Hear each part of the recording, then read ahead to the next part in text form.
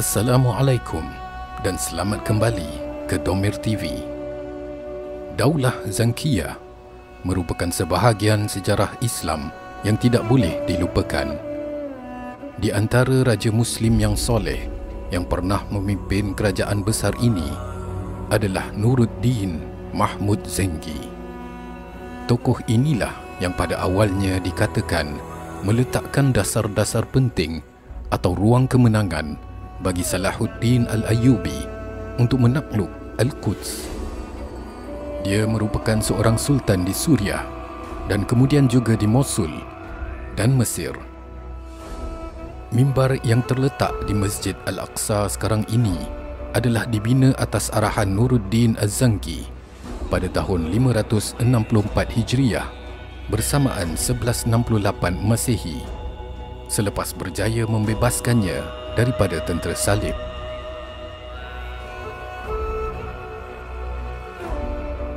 Setiap kejayaan gemilang seorang tokoh, pasti terdapat seorang tokoh lain yang hebat dan menjadi pencetus kecemerlangan itu.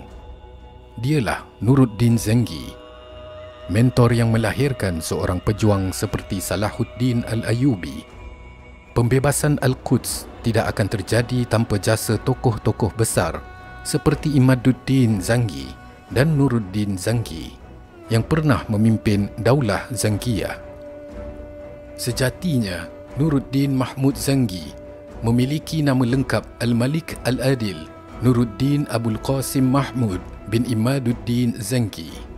Dalam darahnya mengalir keturunan bangsawan dari dinasti Zengi yang menguasai Suriah pada 1146 Masehi hingga 1174 Masehi. Beliau dilahirkan pada pagi Ahad 17 Syawal tahun 511 Hijriah.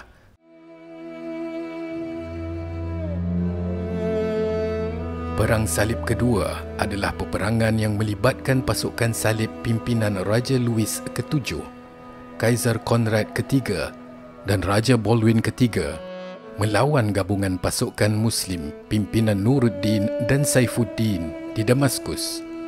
Perang tersebut sering dikatakan sebagai period kebangkitan umat Islam pasca kekalahan di tangan kaum Frank pada Perang Salib pertama. Peperangan Salib adalah salah satu babak yang paling kelam dan dramatis dalam sejarah perjalanan umat beragama yang tercatat dalam lembaran sejarah perang, sebagai suatu perang yang memakan tempoh yang agak lama, iaitu sekitar 2 abad lamanya. Kebijakan politik Nuruddin Zengi mempersatukan wilayah-wilayah Islam ke dalam pemerintahannya. Ini bertujuan untuk menggembling kekuatan kaum muslimin dalam menghadapi pasukan salib, sekaligus mencegah para penguasa-penguasa daerah melakukan kesepakatan dengan kerajaan salib.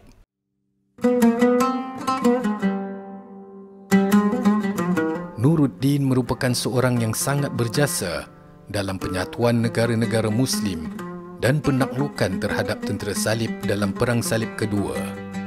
Ujar Sheikh Muhammad Said Mursi dalam bukunya Tokoh-tokoh Besar Islam Sepanjang Sejarah.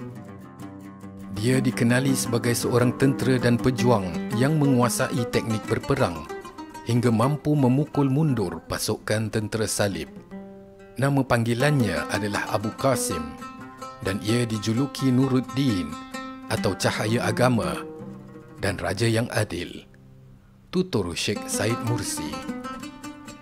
Ibn Khallikan, seorang ahli tarikh yang terkenal dengan penilaian terhadap para tokoh dan peristiwa, berkata, Nuruddin adalah raja yang adil dan soleh, sentiasa bersedia menuruti peraturan syariah serta menjadi penaung kepada para ulama yang pemurah.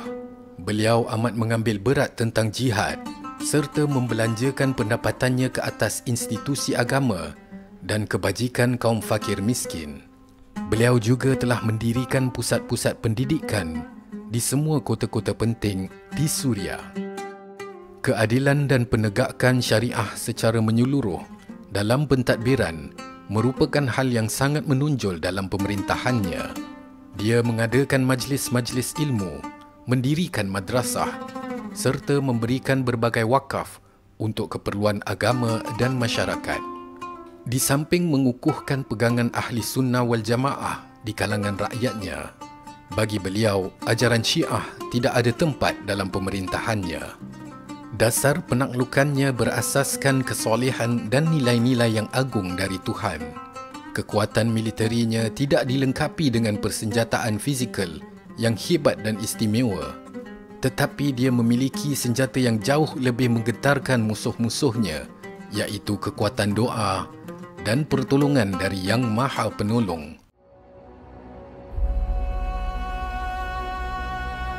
Nuruddin dikenali sebagai pemimpin yang selalu menjaga solat berjemaah, Qiyamul Lail, banyak membaca Al-Quran dan berpuasa. Dia memiliki ilmu agama yang mendalam, sangat dekat dengan para ulama dan ikut meriwayatkan hadis bersama mereka. Keadilan dan penegakan syariah merupakan hal yang sangat menonjol dalam pemerintahannya. Kaum Sufi pada masa pemerintahan beliau memiliki kedudukan terhormat dan dikatakan Nuruddin banyak meminta doa mereka dan mengumpul berbagai informasi tentang musuh ketika berjihad. Beliau juga telah mendirikan universiti dan masjid di seluruh perkotaan yang dikuasai. Universiti-universiti tersebut penting bagi pengajaran Quran dan hadis. Ibnu Kathir dalam meriwayatkan tentang Nuruddin Mahmud berkata, "Seluruh yang saya baca tentang raja, baik pada masa zaman pra-Islam dan pada masa Islam hingga sekarang, saya tidak pernah melihat seorang raja yang lebih adil dan baik kepada orang bawahannya setelah Khulafa'ur Rasyidin dan Umar bin Abdul Aziz." Nuruddin benar-benar berjuang dengan segala upaya untuk dapat mencapai persatuan Islam yang ketika itu dalam perpecahan dengan penuh kesabaran dan bijaksana. Malah seboleh-boleh dia cuba mengelak berlakunya pertumpahan darah sesama umat Islam.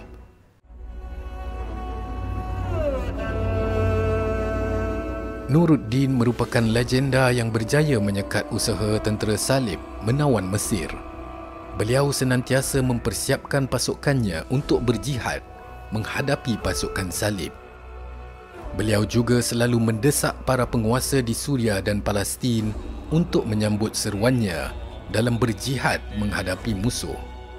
Beliau memainkan peranan yang sangat penting dalam memperbaiki keadaan masyarakat Muslim di Suria yang sebelumnya ini berkonflik dan berselisih dalam masalah mazhab.